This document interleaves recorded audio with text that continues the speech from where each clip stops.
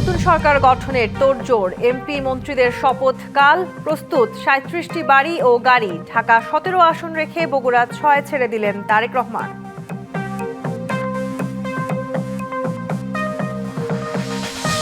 এবার ইসলামী আন্দোলনের আমিরের বাসায় সাক্ষাৎ করতে যাচ্ছেন তারেক রহমান। জামায়াত জোটের ছায়া মন্ত্রিসভা গঠনের সিদ্ধান্তকে স্বাগত জানালো বিএনপি।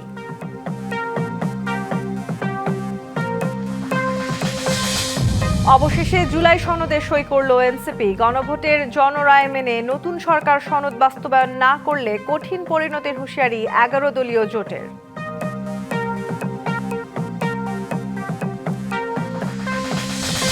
হানিমুন পিরিয়ডেই গুরুত্বপূর্ণ আইনি বিষয় নিয়ে ব্যস্ত থাকতে হবে বিএনপি সরকারকে, আইন ও সংবিধান বিশেষজ্ঞদের পর্যবেক্ষণ।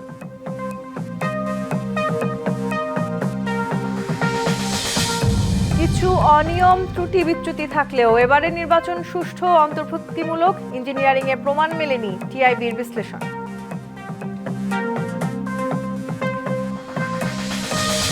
সৌদি আরবে ওমরা পালন করে ফেরার পথে সড়ক দুর্ঘটনায় একই পরিবারের ৫ জন সহ ৬ বাংলাদেশি নিহত, আহত ১ পরিবারে শোকের মাতম। দেখছিলেন মার্কেন্টাইল ব্যাংক সংবাদ শিরোনাম। এবার জানাবো খবরের বিস্তারিত। আপনাদের সাথে আছি তাসনুভা তন্নি। দীর্ঘদিনের রীতি ভেঙে আগামীকাল সংসদ ভবনের দক্ষিণ প্লাজায় অনুষ্ঠিত হবে এমপি ও মন্ত্রিসভার শপথ। সংসদ সদস্যদের শপথ বাক্য পাঠ করাবেন প্রধান নির্বাচন কমিশনার, আর প্রধানমন্ত্রী, মন্ত্রী, প্রতিমন্ত্রীদের শপথ পড়াবেন রাষ্ট্রপতি। এরই মধ্যে শপথ পড়ানোর সব প্রস্তুতি নেওয়া হয়েছে। প্রস্তুত করা হয়েছে ৩৭টি গাড়ি ও বাড়ি। আর বিএনপির ইচ্ছা অনুযায়ী প্রধানমন্ত্রীর বাসভবন নির্ধারণ করা হবে। এবার ক্ষণগণনা, ত্রয়োদশ সংসদ নির্বাচনে বিজয়ী সংসদ সদস্যদের শপথ পড়ানোর, আর এরপরই সর্বোচ্চ আসনে বিজয়ী দলের নেতা প্রধানমন্ত্রী হিসাবে শপথ নেবেন। সঙ্গে শপথ নেবেন মন্ত্রিসভার অন্যান্য সদস্যরা। এবারই প্রথমবারের মতো জাতীয় সংসদ ভবনের দক্ষিণ প্লাজায় শপথ অনুষ্ঠান হচ্ছে। এতে যোগ দেবেন দেশি বিদেশি অন্তত ১২০০ অতিথি। এরই মধ্যে সব ধরনের প্রস্তুতি শেষ করে এনেছে সংসদ সচিবালয় ও মন্ত্রিপরিষদ বিভাগ। শপথস্থল পরিদর্শন করেছেন বিএনপির একটি প্রতিনিধি দলও। এবার একটু উন্মুক্ত পরিবেশে সাধারণ মানুষের সামনেই জাতীয় সংসদের দক্ষিণ প্লাজায় এই শপথ অনুষ্ঠানটি অনুষ্ঠিত হবে। এই ব্যাপারে আমরা সর্বাত্মক সহযোগিতা করছি। সার্বিক প্রস্তুতি ইতিমধ্যে আল্লাহর রহমতে সম্পূর্ণ হয়েছে। পরিপূর্ণভাবে ইনশাল্লাহ সন্ধ্যার মধ্যেই সম্পূর্ণ হবে। নতুন মন্ত্রী প্রতিমন্ত্রীদের জন্য ৩৭টি বাসভবন প্রস্তুত রাখার কথা জানান গৃহায়ন ও গণপূর্ত উপদেষ্টা। বিএনপি যেভাবে চায় সেভাবে প্রধানমন্ত্রীর বাসভবনের ব্যবস্থা করা হবে। এখন পর্যন্ত আমরা ৩৭টা বাড়ি রেডি করে রেখেছি। মিন্টু রোড, এই হেয়ার রোড, ধানমন্ডি এবং গুলশান মিলিয়ে এই পর্যন্ত এটা রেডি আছে। আর প্রয়োজনে আরও কয়েকটা বাড়িও তৈরি করার প্রস্তুতি চলছে। তালিকা পাওয়ার সঙ্গে সঙ্গে মন্ত্রিসভার সদস্যদের জন্য গাড়ি, ড্রাইভার ও দেহরক্ষীর ব্যবস্থা করা হবে। ২ দফায় আপনার সংসদ সদস্যদের শপথ হবে। একটা তো তারা সংসদ সদস্য হিসেবে শপথ নেবেন, তার পরবর্তীকালে এই যে আমাদের সংস্কার, সেটার জন্য শপথ নেবেন এবং বিকেলে যে মন্ত্রিসভার শপথ হবে। আমাদের সেই প্রিপারেশনের জন্যই আমরা আসছি। এখন পরে নিয়ে আমরা যোগাযোগ স্থাপন করব। তারপরে যখন বলা হবে তখন নামগুলো সবাই জানতে পারবেন ইনশাআল্লাহ। এদিকে আনুষ্ঠানিকভাবে বিদায় নিচ্ছেন বেশ কয়েকজন উপদেষ্টা। আজও শেষ কর্মদিবসে কেউ কেউ কথা বলেছেন গণমাধ্যমের সঙ্গে, জানিয়েছেন ফিরে যাবেন তাদের পুরনো কাজে। ভালো মন্দ মিলিয়ে তো ১.৫ বছর কেটে গেল, তো আমি আমার পুরনো জীবনে ফিরে যাব। কিছু লেখালেখি, কিছু মাঝে মাঝে কিছু কথা বলা, এইটুকুই। সেই সূত্রে হয়তো আপনাদের সাথে এরপরেও আরো যোগাযোগ হবে। ভালো মন্দের মিশ্র অভিজ্ঞতা নিয়েই ১.৫ বছরের দায়িত্বপূর্ণ অধ্যায় শেষ করলেন উপদেষ্টারা। প্রধান উপদেষ্টার প্রেসউইং থেকে জানানো হয়েছে, অন্তর্বর্তী সরকারের শাসনামল ছিল অত্যন্ত সফল। Tahsina Jesy, DBC news, Dhaka. ত্রয়োদশ সংসদ নির্বাচনে ২ আসনে বিজয়ী বিএনপি চেয়ারম্যান তারেক রহমান বগুড়া ৬ আসন ছেড়ে দিয়েছেন। ঢাকা 17 আসনের সংসদ সদস্য হিসেবে শপথ নেবেন তিনি। শপথের আগের দিন সোমবার তিনি চিঠি দিয়ে বিষয়টি প্রধান নির্বাচন কমিশনারকে জানিয়েছেন। এই তথ্য নিশ্চিত করে ইসি সচিব আখতার আহমেদ বলেন, এখন আসনটি শূন্য ঘোষণা করে গেজেট জারি করবে নির্বাচন কমিশন। পরে এই আসনে উপনির্বাচনের তফসিল ঘোষণা হবে। গেল বৃহস্পতিবার ভোটের পর 297 আসনে নির্বাচিতদের গেজেট হয়েছে শুক্রবার। মঙ্গলবার সকালে জাতীয় সংসদ ভবনে নবনির্বাচিতদের শপথের আয়োজন হয়েছে। এবারে নির্বাচনে 209টি আসন জিতে সরকার গঠন করতে যাচ্ছে বিএনপি। দলের চেয়ারম্যান 2 আসনে ভোট করে দুটোতেই জিতেছেন। গণপ্রতিনিধিত্ব আদেশ অনুযায়ী এক ব্যক্তি সর্বোচ্চ 3টি আসনে নির্বাচন করতে পারেন, আর সংবিধান অনুযায়ী একজন সংসদ সদস্য একটি আসনের প্রতিনিধিত্ব করবেন।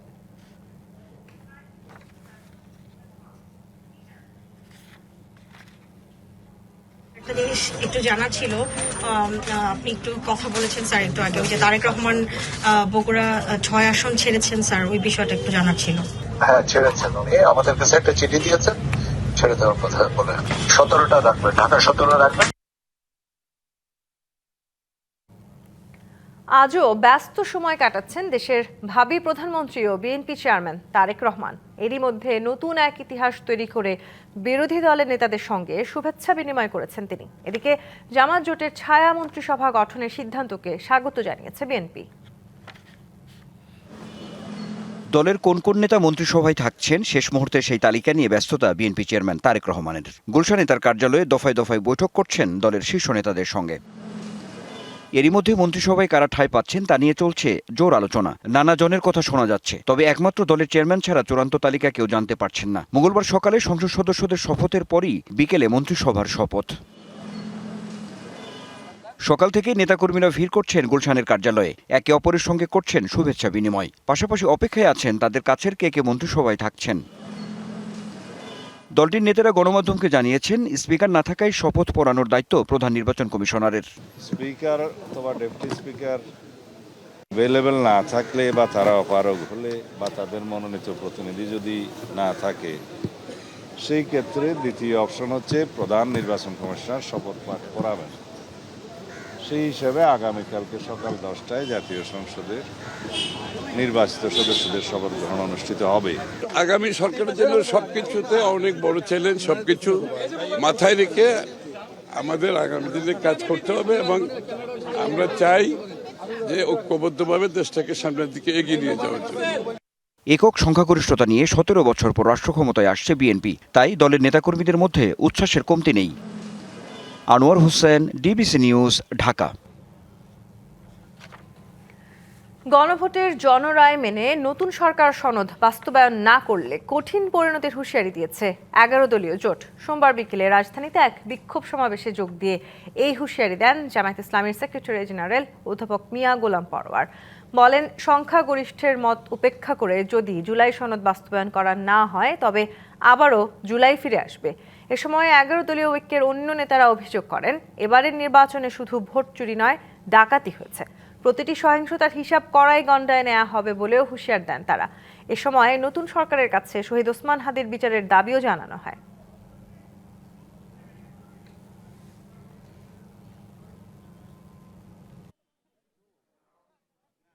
অবশেষে জুলাই সনদে সই করেছে জাতীয় নাগরিক পার্টি এনসিপি। সন্ধ্যায় প্রধান উপদেষ্টার সরকারি বাসভবন যমুনায় গিয়ে এই সনদে সই করেন তারা।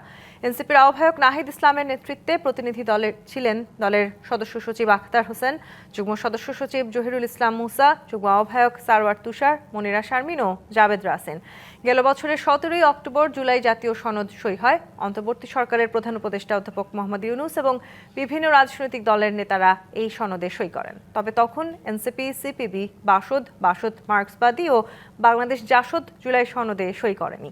গণভোটে হ্যাঁ জয়ী হওয়ার পর এই সনদে সই করল এনসিপি।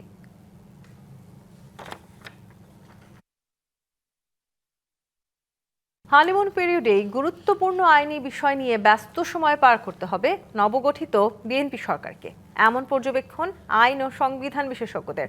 আর জুলাই সনদ বাস্তবায়নে গড়িমসি করলে সংসদের ভেতরে বাইরে আন্দোলনের হুঁশিয়ারি জামায়াতের আইনজীবীদের। তবে নোট অব ডিসেন্ট সহ আইনি বিষয়গুলোর ভবিষ্যৎ নির্ধারণে তারেক রহমানের নেতৃত্বে আইনি কমিটির প্রস্তুতি রয়েছে বলে জানিয়েছেন বিএনপির আইনজীবীরা।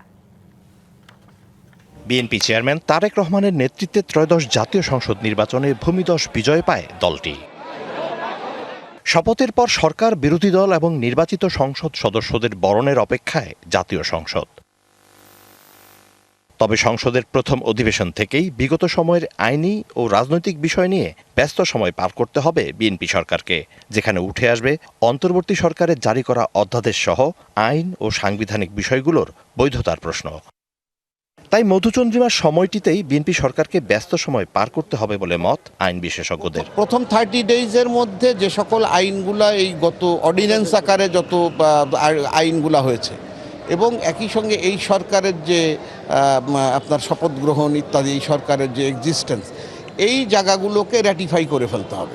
সংস্কার পরিষদের শপথের এইখানটাতে তার মূল চ্যালেঞ্জ যেটা হলো যে তারা যে ঐক্যমত বা জুলাই সনদ যেটা, সেটার কতটাতে তারা মানে একমত হয়ে সংবিধান সংস্কারটা করবেন। কারণ হলো ওইখানে তারা কিন্তু সব কিছু যখন ঐক্য পরিমতের বিষয়ে যখন আলোচনা হচ্ছিল তখন সবগুলোতে তারা একমত হননি। বিএনপি চেয়ারম্যানের সামনে বিচার বিভাগের স্বাধীনতা নিশ্চিতের চ্যালেঞ্জ থাকবে বলেও মনে করেন এই সংবিধান বিশেষজ্ঞ। চ্যালেঞ্জের মধ্যে প্রথম চ্যালেঞ্জ হলো দেশের যে ল অ্যান্ড অর্ডার, মানুষের মধ্যে যে একটা আশঙ্কা ছিল, মব কালচার তৈরি হয়েছিল, এটি বন্ধ হবে কিনা সেইটার ব্যাপারে একটা দ্রুত পদক্ষেপ নেওয়া। আর জুলাই সনদ বাস্তবায়নে টালবাহানা করলে আন্দোলনের হুঁশিয়ারি জামায়াতের। যদি জুলাই সনদ বাস্তবায়ন আদেশ 2025 এর অন্তর্ভুক্ত বিষয়গুলোকে পাশ কাটিয়ে যাওয়া হয় অথবা বাস্তবায়ন করা না হয়, তাহলে আমাদের জোট আদালতের ভিতরে এবং বাইরে উভয় জায়গায় তা প্রতিবাদমুখর হয়ে উঠবে। অন্যদিকে তারেক রহমানের নেতৃত্বে বিএনপি তার করণীয় ঠিক করবে বলে জানান দলটির এই আইনজীবী নেতা। অন্তর্বর্তীকালীন সরকারের আমলে যতগুলো অধ্যাদেশ ওনারা জারি করেছেন, যেহেতু পার্লামেন্ট ছিল না, সেই অধ্যাদেশগুলো আইনে রূপান্তরিত হবে, পার্লামেন্টে যাবে, পার্লামেন্টে গেলে পার্লামেন্ট কর্তৃক সেটা পাস হবে। আর পাশাপাশি জুলাই সনদের বিএনপি স্বাক্ষর করেছে নোট অফ ডিসেন্ট সহ, এই নোট অফ ডিসেন্ট প্লাস বিএনপির যে চাওয়া এবং জুলাই সনদ বাস্তবায়নের জন্য যা যা করণীয় সেই প্রস্তুতি বিএনপির সবসময়ই আছে। অভিজ্ঞ এবং জ্যেষ্ঠ বিশেষজ্ঞদের সমন্বয়ে বিএনপির আইনি প্যানেলের হোমওয়ার্ক সম্পন্ন হয়েছে বলে আশ্বস্ত করেন বদরুদ্দোজা বাদল। এগুলো নিয়েও হোমওয়ার্ক মোটামুটি চলবে। আমার মনে হয় এটা কোনো জটিল কোনো বিষয় না। Mizan Ahmed, DBC news, Dhaka. অন্তর্বর্তী সরকারের প্রধান উপদেষ্টা ডক্টর মোহাম্মদ ইউনূসের সঙ্গে সৌজন্য সাক্ষাৎ করেছেন সেনাপ্রধান জেনারেল ওয়াকারুজ্জামান। দুপুরে তেজগাঁওয়ে প্রধান উপদেষ্টার কার্যালয়ে এই সাক্ষাতে তারা শুভেচ্ছা বিনিময় করেন এবং দায়িত্বকালীন বিভিন্ন বিষয়ে সংক্ষিপ্ত আলোচনা করেন বলে জানায় প্রধান উপদেষ্টার দপ্তর। প্রধান উপদেষ্টা তার দায়িত্ব পালনকালে বিশেষ করে জাতীয় সংসদ নির্বাচনের সময় সেনাবাহিনীর সহযোগিতার জন্য সেনাপ্রধানকে আন্তরিক ধন্যবাদ জানান ও কৃতজ্ঞতা প্রকাশ করেন।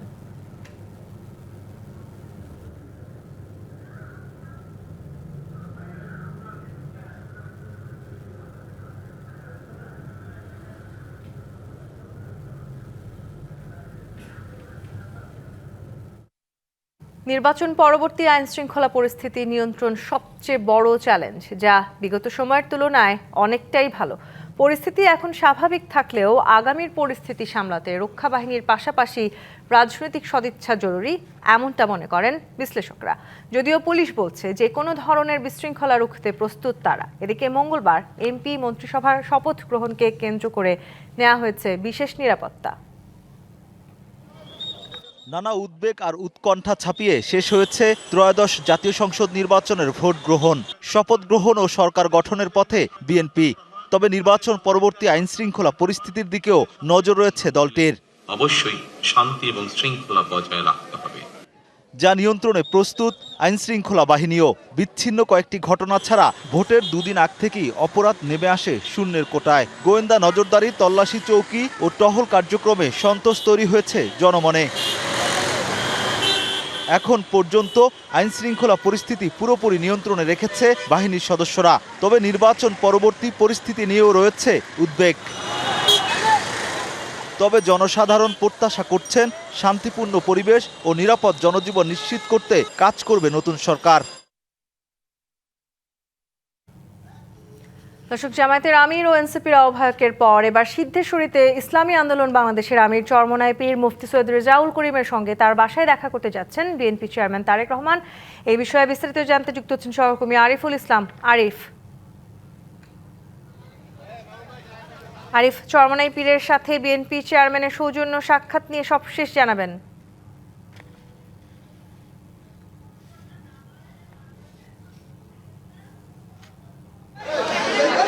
তিনি কিন্তু ইতিমধ্যে আন্দোলন বাংলাদেশের যিনি আমির সৈয়দ রেজাউল করিম, তিনি কিন্তু তার বাসায় সৌজন্য সাক্ষাৎ করার জন্য কিন্তু ঠিক এই মুহূর্তে তিনি ভেতরে প্রবেশ করেছেন, আমরা যেটা দেখতে পাচ্ছি। তবে গণমাধ্যম কর্মীদেরকে ভেতরে প্রবেশ করতে দেওয়া হচ্ছে না। আমরা একটু চেষ্টা করব তার কাছে বা তার ছবি বা ফুটেজ দেখানোর একটু চেষ্টা করব। দেখতে পাচ্ছেন তিনি কিন্তু ভেতরে প্রবেশ করেছেন। এর পাশাপাশি আমি যদি একটু বলতে চাই যে তিনি ইতিমধ্যে যে বাসা সেই দোতলায় বা তিনতলায় একটি বসে সৌজন্য সাক্ষাৎ বা শুভেচ্ছা বিনিময়, সেই শুভেচ্ছা বিনিময় পর্ব শেষ করে তিনি বের হবেন এবং ইসলামী আন্দোলন বাংলাদেশের যিনি আমির, তিনি হয়তোবা বিএনপি চেয়ারম্যান তারেক রহমান, তিনি বের হওয়ার পরে তিনি গণমাধ্যম কর্মীদের সঙ্গে হয়তোবা কথা বলবেন। কথা বলার একটি বিষয় রয়েছে। এর পাশাপাশি যদি আমি বলতে চাই যে তবে হ্যাঁ, এইটা আসলে কতক্ষণ সেই সৌজন্য সাক্ষাৎ সেটা কিন্তু নির্ধারিত করে বলা যাচ্ছে না। তবে আইনশৃঙ্খলা বাহিনী বা বিভিন্ন সংস্থার বাহিনীরা আপনারা দেখতে পাচ্ছেন, তারা কিন্তু একেবারেই আমাদেরকে একদম কাছে যেতে দিচ্ছেন না। আমরা চেষ্টা করেছিলাম, আমরা এর আগে যদি আমি একটু বলতে চাই যে এই বাসা বা এই যে 95/1 সিদ্ধেশ্বরীতে তারা কিন্তু মূলত এখানে অনেকে আছেন যারা যারা যারা অপেক্ষা করছেন এই তারেক রহমানকে এক নজর দেখার জন্য এবং কি তাকে ফুল দিয়ে শুভেচ্ছা জানানোর জন্য। ছোট ছোট বাচ্চারাও তারা আছেন। কিন্তু আমরা একটু দেখাতে চাই আশেপাশে পুরো এই ভবন জুড়ে যারা এখানে বসবাস করেন তারা কিন্তু দলমত নির্বিশেষে বলা যায় এখানে প্রত্যেকেই পরিবারের সদস্যরা তারা এখানে উপস্থিত আছেন। যখন তাদের বিএনপির চেয়ারম্যান যখন বের হয়ে আসবেন তখনই কিন্তু তাকে ফুল দিয়ে শুভেচ্ছা, এই পর্বটা বা এই যে আমরা বিষয়গুলো সেটা কিন্তু আমরা গতকালকেই দেখেছি। গতকাল বাংলাদেশ জামায়াতে ইসলামীর আমির তার সঙ্গে যখন সৌজন্য সাক্ষাৎ করেছেন, এমনকি এনসিপির যিনি আহ্বায়ক নাহিদ ইসলাম তার সঙ্গে তিনি সৌজন্য সাক্ষাতের পরবর্তীতে আমরা দেখেছি যে তার আশেপাশে বসবাসরত যারা আছেন তারা মূলত কিন্তু এখানে এসেছেন ফুল দিয়ে। একটু জানতে চাই কেন আছেন, দাঁড়িয়ে আছেন, দীর্ঘ সময় দাঁড়িয়ে আছেন দেখছি, কেন? Well, after all, it's Tariq Jia, and of course, he would be the next Prime Minister আমাদের দেশের। তাইলে সেই ক্ষেত্রে ওই এক্সাইটমেন্টের জন্য আমরা দাঁড়িয়ে আছি। ফুল দিয়ে কি বলবেন তাকে? I think congratulations করবো, আর কি করা যাবে। এখানে আরো অনেকেই আছেন। ইনশাল্লাহ উনি তো অনেক ভালো একজন প্রাইম মিনিস্টার। ইনশাল্লাহ উনি আমাদের দেশ অনেক সুন্দরভাবে এগিয়ে নিয়ে যাবে। ইনশাল্লাহ আমরাও চেষ্টা করব যেন অনেক ভালোভাবে দেশটা যেন আমার নামটা ভালো করে চালায়। কতক্ষণ ধরে অপেক্ষা করছেন? হ্যাঁ, কতক্ষণ ধরে অপেক্ষা করছেন? অনেকক্ষণ ধরে, 1 ঘন্টা ধরে। হ্যাঁ, এই যে আপনারা কেন অপেক্ষা করছেন? আমাদের বিল্ডিংয়ে তারেক রহমান এসেছে, তাকে দেখার জন্য আমরা আসলে অনেক সময় ধরে অপেক্ষা করছি। আমাদের ছোট ছোট বাচ্চারাও অধীর আগ্রহে বসে আছে যে তারা একটু ওনার সাথে হ্যান্ডশেক করবেন। সেটা কেন, কি কারণ? তিনি আমাদের ভবিষ্যৎ প্রধানমন্ত্রী, আমাদের জাতীয় নেতা। এই জন্য আপসী নেত্রী বেগম খালেদা জিয়ার এক বড় ছেলে, সব মিলিয়ে। তো দেখতে পাচ্ছেন যে ছোট ছোট বাচ্চারাও তারাও কিন্তু আসলে ফুল দিয়ে এসেছেন জোরদারি তাকে ফুলের শুভেচ্ছা জানাতে। একটু বলতে চাই কতক্ষণ ধরে আপনি আমরা প্রায় আধা ঘন্টা না, আমরা প্রায় আধা ঘন্টা 40 মিনিটের মতো এখানে অপেক্ষা করতেছি যে আমাদের লিডার আসবে। মূলত যে তিনি এখন আসছে, অবস্থান করছে আমাদের একজন নেবারদের বাসায়। দেখি আমরা তার সাথে দেখা করতে পারি নাকি। আপনি কি করবেন? জি, এই ফুলটা আঙ্কেল দিয়েছে যে এটা দিব। হ্যাঁ, ভালোবাসার প্রতীক ফুল। আমরা তাদেরকে ভোট দিয়ে এবারে আমরা আমি বেশিক্ষণ না, মাত্রই নামলাম। দেখা হলে কি বলবে বা হ্যান্ডশেক হবে কিনা? কংগ্রাচুলেশন জানাবো। আচ্ছা, হ্যান্ডশেক করার ইচ্ছা আছে? ইয়া।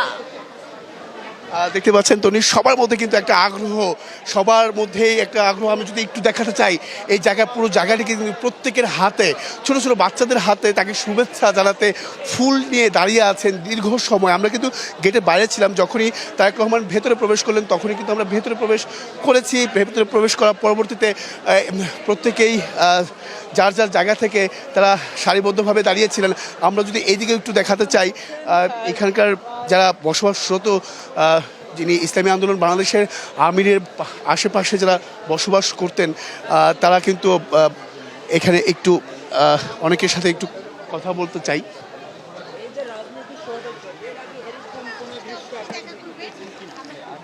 এখন সামনে আমরা দেখতে পাবো ইনশাল্লাহ, আশা করছি। আগের কথা তো সে 17 বছর একজন ফ্যাসিস্টের অধীনে আমরা ছিলাম, কতটুকু হয়েছে আপনারা নিশ্চয়ই ভালো করে সেটা জানেন। তো আমরা অধীর আগ্রহে ওনার জন্য ছিলাম। তো দেশের একটা আমূল পরিবর্তন হয়েছে, এই জন্য আমি এনসিপি ওদেরকেও আমি ধন্যবাদ দিতে চাই, কারণ ওই জুলাই যোদ্ধাদের কারণে আজকে এই সুন্দর পট পরিবর্তন। তো আশা করছি যে বিএনপির প্লাস তারেক রহমান, হ্যাঁ ভাবি প্রধানমন্ত্রী, উনি আমাদের জন্য কল্যাণ বয়ে আনবেন ইনশাআল্লাহ। কেমন লাগছে? কালকে প্রধানমন্ত্রী শপথ নিবে, কেমন লাগছে? ভীষণ ভালো লাগছে। আজকে আমাদের কমপ্লেক্সে এসেছেন, আমরা ভীষণ আনন্দিত, কারণ কালকে উনি শপথ দিবেন, তার আগে আমরা দেখতে পেয়েছি। আমরা ভীষণ সৌভাগ্যবতী আমরা মনে করছি নিজেদেরকে। নাও দেখা হতে পারে কাছে, সে প্রধানমন্ত্রী হয়ে গেলে তো অনেক ডেকোরাম আছে, অনেক বেশি। হ্যাঁ, আমরা যেতে পারবো কি পারবো না জানি না। আচ্ছা, আমি কথা বলতে চাচ্ছি। আসসালামু আলাইকুম প্রিয় দেশবাসী, আমরা খুবই সাফারার, আমরা অসম্ভব সাফারার। আমার হাজব্যান্ডের চাকরি চলে গেছিল, ওনার সাথে আমার হাজব্যান্ড যখন এসএসএফে ছিলেন, আমরা ওনাদের খুব কাছাকাছি থেকে কথা বলার সুযোগ হয়েছে এবং জাইমাকে কোলে নেওয়ার সুযোগ আমার হয়েছে। এবং আমরা রাস্তায় রাজনীতি করা মানুষ। আমি বিএনপি করতাম আমার স্টুডেন্ট লাইফে, যখন আমি ইউনিভার্সিটিতে পড়ি, এবং ওনাকে এতদিন পরে ওনার সান্নিধ্যে আসতে পারে, আসলে নিজেকে আমি ভাগ্যবান মনে করছি। ধন্যবাদ। এখানে আরো অনেকে আছেন, আমি একটু যেতে চাই তাদের কাছ থেকে। বসন্তের শুভেচ্ছা একটু জানতে চাই আপনাদের কাছ থেকে। বসন্তের শুভেচ্ছা আগামীকাল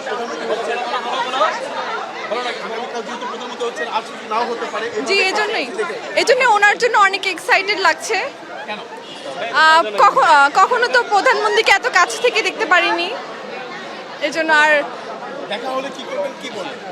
বলবো যাতে আমাদের দেশটাকে আরো সুন্দর করে উন্নত করতে পারে, অনেক কিছু যাতে নতুনভাবে ডেভেলপ করতে পারে, এটাই। আপনারা তো মনে হয় দীর্ঘ সময় জি কোন অপেক্ষা করছেন? আমরা তো সকাল থেকে জানি উনি এখানে আসবে, এই জন্য আমরা এক্সাইটেড অনেক ওনার জন্য দেখা করার জন্য। বসন্তের শুভেচ্ছা, ভালোবাসার শুভেচ্ছা। হ্যাঁ হ্যাঁ, ঠিক আছে, একসাথেই দিব আপনাকে। অসংখ্য ধন্যবাদ। এখানে দীর্ঘ সময় বিভিন্ন ছোট ছোট, আমি যদি একটু বলতে চাই যে এখানে ছোট ছোট বাচ্চারাও আছেন, তাদের সঙ্গে যদি একটু কথা বলার চেষ্টা করি, সেই এখানে ছোট বাচ্চারা আছেন, তার সঙ্গে একটু কথা বলবো। এখানে আছেন, একটু জানতে চাই তোমার কাছ থেকে, কেন দাঁড়িয়ে আছো? বাংলাদেশের প্রধানমন্ত্রী তারেক রহমানকে দেখতে দাঁড়িয়েছি। বলো। এখানে বাসার প্রত্যেকটা যারা আছেন এই প্রত্যেকেই কিন্তু যার যার জায়গা থেকে সব ধরনের বয়সী মানুষগুলো তারা কিন্তু দীর্ঘ সময় অপেক্ষা করছেন তাদের প্রিয় নেতা, এবং কি আগামীকাল যিনি শপথ নিচ্ছেন প্রধানমন্ত্রী, তাকে এত কাছাকাছি দেখতে পারাটা, তার সঙ্গে হ্যান্ডশেক করাটা, ফুল দিয়ে শুভেচ্ছা বিনিময় করাটা কিন্তু একটা বড় বিষয় বা বড় ব্যাপার ঘটবে বলে মনে করছেন এখানকার বাসিন্দারা। তো এই ছিল আসলে এখান থেকে তন্নি সব শেষ। তো নেই আরিফ, আপনাকে ধন্যবাদ। জুলাই এর আকাঙ্ক্ষা বাস্তবায়নে কোনো প্রকার ছাড় দেয়া হবে না সংসদে বলে জানিয়েছেন জামায়াত ইসলামীর আমির ডাক্তার শফিকুর রহমান। সন্ধ্যায় রাজধানীর মগবাজারে জামায়াতের নবনির্বাচিত সংসদ সদস্যদের সাথে মতবিনিময়ে এই কথা বলেন তিনি। সরকার ও বিরোধী দলের দায়িত্বশীল আচরণে দেশে গণতন্ত্র তার প্রাতিষ্ঠানিক রূপ পাবে বলেও মন্তব্য করেন জামায়াত আমির। আমরা বিশ্বাস করি এই সংসদ জনগণের প্রত্যাশা পূরণে সক্ষম হবে ইনশাআল্লাহ। কিন্তু যদি জুলাই আকাঙ্ক্ষাকে আমরা ভুলে যাই, তাহলে এই জাতির ভাগ্যে বারবার জুলাই ফিরে আসতে পারে। আমরা এটা চাই না। আমরা চাই যে জুলাই যে কারণে ফিরে এসেছে এই কারণটা যেন আর দ্বিতীয়বার তৈরি না হয়। ত্রয়োদশ জাতীয় সংসদ নির্বাচন গ্রহণযোগ্য মাত্রায় সুষ্ঠু, অন্তর্ভুক্তিমূলক ও অংশগ্রহণমূলক হয়েছে। একথা জানিয়েছেন টিআইবির নির্বাহী পরিচালক ডক্টর ইফতেখারুজ্জামান। সোমবার সকালে সংবাদ সম্মেলনে তিনি আরও জানান, নির্বাচনে কোনো ইঞ্জিনিয়ারিংয়ের উপাদান দেখা যায়নি, তবে তাদের পর্যবেক্ষণে 21.4% আসনে কিছু জাল ভোট দেওয়ার তথ্য উঠে এসেছে। 70টি আসন পর্যবেক্ষণ করে তারা এই প্রতিবেদন তুলে ধরেন। বাংলাদেশের রাজনৈতিক ইতিহাসের এক নতুন দিগন্ত উন্মোচিত হয়েছে গত 12 ফেব্রুয়ারির নির্বাচনের মধ্য দিয়ে। সদ্য অনুষ্ঠিত হওয়া এই নির্বাচনের প্রক্রিয়া ও হলফনামা ভিত্তিক পর্যবেক্ষণ নিয়ে সংবাদ সম্মেলন করে ট্রান্সপারেন্সি ইন্টারন্যাশনাল বাংলাদেশ। 300টি সংসদীয় আসন থেকে ধানমন্ডির মাইডাস সেন্টারে টিআইবি কার্যালয়ে সংবাদ সম্মেলনে আওয়ামী লীগ ছাড়া নির্বাচন অন্তর্ভুক্তিমূলক হয়েছে কিনা এমন প্রশ্নের জবাবে ডক্টর ইফতেখারুজ্জামান ত্রয়োদশ জাতীয় নির্বাচন অন্তর্ভুক্তিমূলক হওয়ার ব্যাখ্যা দেন। সার্বিকভাবে নির্বাচন গ্রহণযোগ্য মাত্রায় সুষ্ঠু, অংশগ্রহণমূলক এবং প্রতিযোগিতামূলক ও অন্তর্ভুক্তমূলক হয়েছে। তা সত্ত্বেও নির্বাচনের প্রতিদ্বন্দ্বী দল এবং প্রার্থীরা অনেক ক্ষেত্রে আচরণবিধি প্রতিপালনে পুরোপুরিভাবে সক্ষম হয়নি। কর্তৃত্ববাদী সরকারের পতন হয়েছে। তা সত্ত্বেও রাজনৈতিক দল এবং প্রার্থীদের মধ্যে অনেকের মধ্যেই, আমি যেটা আগে বলেছি, আমাকে জিততেই হবে, বিজয়ী হতেই হবে, এই চর্চাটা অব্যাহত রয়েছে। এছাড়াও নির্বাচনে ইলেকশন ইঞ্জিনিয়ারিং এর কোনো প্রমাণ পাওয়া যায়নি বলেও জানান তিনি। তবে টিআইবির পর্যবেক্ষণ বলছে, তাদের বেছে নেওয়া 70টি আসনের মধ্যে জাল ভোটের তথ্য পাওয়া গেছে 21.4% আসনে। পর্যবেক্ষণকৃত 70টি আসনের মধ্যে 21% আসনে এক বা একাধিক জাল ভোট করার ঘটনা পরিলক্ষিত হয়েছে। অংশগ্রহণমূলক, প্রতিযোগিতামূলক, অন্তর্ভুক্তিমূলক নির্বাচন হয়েছে। এখানে নির্বাচন ইঞ্জিনিয়ারিং, ঠিক এর পেছনে ইঞ্জিনিয়ারিং যদি থাকে সেটি অন্য বিষয় হতে পারে। আমাদের বিবেচনায় এরকম কোনো উপাদান পাইনি যেটাকে ইঞ্জিনিয়ারিং বলা যেতে পারে। ছায়া সংসদ চর্চা ভালো বিষয়। এতে সরকারের কার্যক্রম জবাবদিহির আওতায় আনা এবং জনকল্যাণে কাজের বিষয়গুলো নিশ্চিত করা সম্ভব হবে বলেও জানানো হয় পর্যবেক্ষণে। Anjam Khalek, DBC news, Dhaka. Saudi আরবে ওমরা পালন করে ফেরার পথে সড়ক দুর্ঘটনায় একই পরিবারের 5 জন সহ 6 বাংলাদেশি নিহত হয়েছেন। গুরুতর আহত হয়েছেন প্রবাসীর মেয়ে। সৌদি আরবের জেদ্দা আভা সড়কে এই সড়ক রবিবার গভীর রাতে দুর্ঘটনা ঘটে। দ্রুততম সময়ের মধ্যে তাদের মরদেহ দেশে পাঠানোর চেষ্টা করা হবে বলে জানিয়েছে জেদ্দা কনসুলেটের কর্মকর্তারা। লক্ষ্মীপুরের রামগঞ্জের ভাট্টার পাঁচমুখী এলাকার মিজানুর রহমান দীর্ঘদিন থেকে সৌদি আরবের আভা শহরে হোটেল ব্যবসার সঙ্গে জড়িত। 3রা ফেব্রুয়ারি মিজান তার স্ত্রী মেহরাফরত সুমি, ছেলে 3 কন্যা মোহনা, ফাইজা ও ছোট মেয়ে সুবাকে নিয়ে ওমরা পালন করতে সৌদি আরবে যান। স্থানীয় সময় রবিবার রাত প্রায় 3টায় ওমরা পালন শেষে বাসায় ফেরার পথে আভা এলাকায় দুর্ঘটনার শিকার হন। এতে পরিবারের 5 জন সহ 6 জন নিহত হন। গুরুতর আহত মিজানের আরেক মেয়ের অবস্থা আশঙ্কাজনক। তো মক্কাতে ওনারা আল্লাহর রহমতে ওমরা করছেন। 5টা বাজে ওনাদের গাড়ি ছিল, ওনারা ইয়াতে যাবে, আবাতে রওনা দেবে। একটু আগে খবর পাইছি যে ওনারা নাকি গাড়ি অ্যাক্সিডেন্টে একই পরিবারের 5 জন মারা গেছে। তাদের মৃত্যুতে গ্রামের বাড়িতে শোকের ছায়া নেমে এসেছে। বাকরুদ্ধ হয়ে পড়েছেন নিহত মিজানের বাবা। মরদেহগুলো দেশে ফিরিয়ে আনার আহ্বান জানিয়েছে পরিবার ও এলাকাবাসী। ওদের সাথে দেখা করি, কালকে রাত্রে রেস্টুরেন্টে খাইছে, খাওয়া দাওয়া করি এরা রওনা হয়ে মাঝপথে আসিয়ে গাড়ি অ্যাক্সিডেন্ট করছে আর কি। বাগিনাটা সৌদি আরবে মৃত্যুবরণ করিয়েছে। এখন আমরা উদ্যোতন কর্তৃপক্ষের কাছে অনুরোধ করেছি আমাদের লাশটা যেন আমাদের মাঝে অতি দ্রুত একটু পৌঁছিয়ে দেয়। জেদ্দা কনসুলেটের কর্মকর্তারা এরই মধ্যে যোগাযোগ রক্ষা করছেন স্থানীয় প্রশাসনের সঙ্গে। এর আগেও একই সড়কে ভয়াবহ সড়ক দুর্ঘটনায় 18 জন বাংলাদেশির প্রাণ গিয়েছিল। সবাই দেখা গাড়ি চালান, ঠিক আছে। Mustafa Kamal, DBC news desk. সংবাদ এই ছিল এখনকার মতো। ডিবিসি নিউজের সংবাদগুলো পড়তে ভিজিট করুন dbcnews.tv আর ভিজিট করুন ডিবিসি নিউজের ফেসবুক পেজ এবং ইউটিউব চ্যানেল। সঙ্গেই থাকুন।